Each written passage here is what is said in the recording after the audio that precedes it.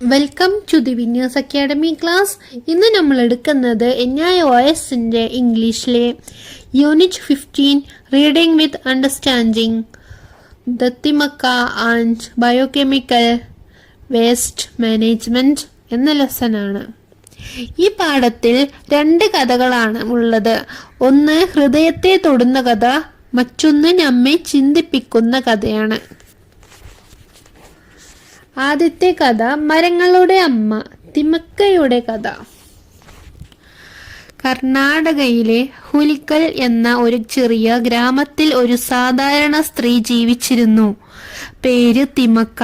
തിമക്കയ്ക്ക് ഒരു വലിയ ദുഃഖമുണ്ടായിരുന്നു. അവർക്ക് കുട്ടികളില്ലായിരുന്നു. നാട്ടുകാർ അതിൻ്റെ പേരിൽ അവരെ പരിഹസിച്ച് കളിയാക്കി. പക്ഷേ തിമക്ക തളർന്നില്ല. ഭർത്താവ് ബിക്കാലു ചിക്കയോട് ചേർന്ന് അവർ ഒരു തീരുമാനമെടുത്തു. നമുക്ക് കുട്ടികളില്ലെങ്കിൽ എന്താ, നമുക്ക് മരങ്ങളെ കുട്ടികളായി വളർത്താം. 1950 കാലങ്ങളിൽ ഇത് അവർ തങ്ങളുടെ ഗ്രാമം മുതൽ 3 കിലോമീറ്റർ ദൂരമുള്ള റോഡരികിൽ 300 ആൽമര തൈകൾ നട്ടു.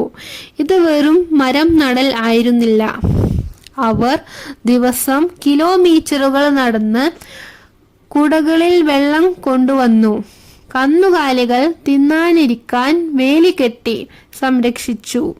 മക്കളെ പോലെ പരിപാലിച്ചു. 10 വർഷം.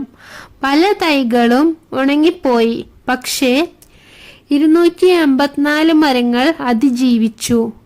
ഇന്ന് ആ 284 മരങ്ങൾ ഒരു പച്ച തുരങ്കം പോലെ നിൽക്കുന്നു.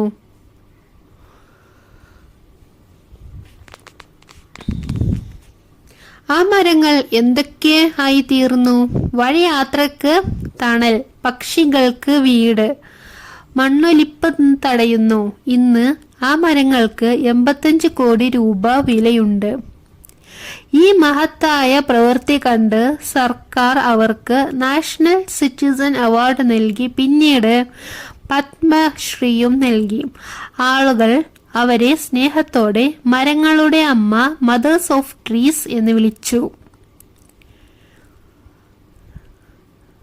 ഈ കഥയുടെ പാഠം വ്യക്തിപരമായ ദുഃഖത്തെ സമൂഹത്തിനു വേണ്ടിയുള്ള സേവനമാക്കി മാറ്റിയാൽ അതാണ് യഥാർത്ഥ വിജയം.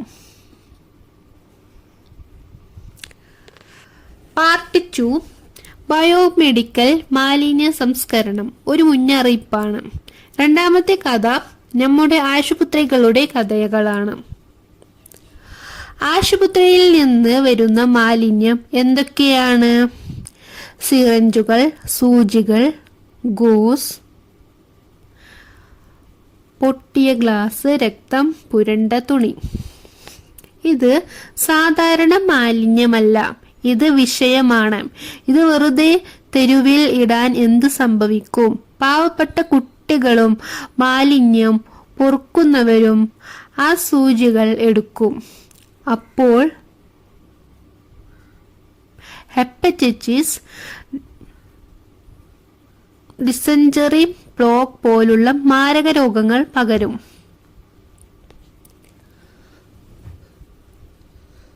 സാധാരണ ഖരമാലിന്യം പോലെ പോലും ഈച്ച, കൊതുക്, എലി, പാച്ച എന്നിവയ്ക്ക് വളരാൻ ഇടമാകുന്നു.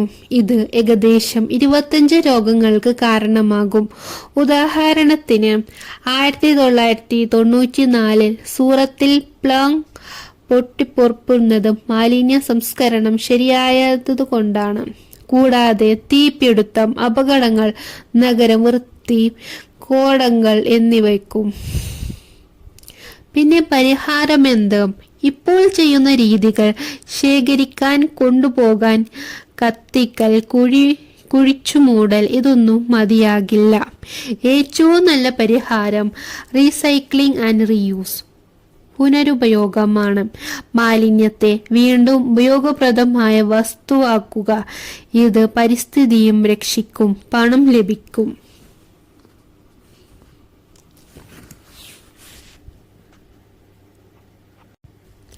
അപകടം കുറയും. ഈ കഥയുടെ പാഠം മാലിന്യം സംസ്കരണം സർക്കാരിന്റെ മാത്രം ഉത്തരവാദിത്തമല്ല, അത് നമ്മുടെ ഓരോരുത്തരുടെയും പൗരധർമ്മമാണ്.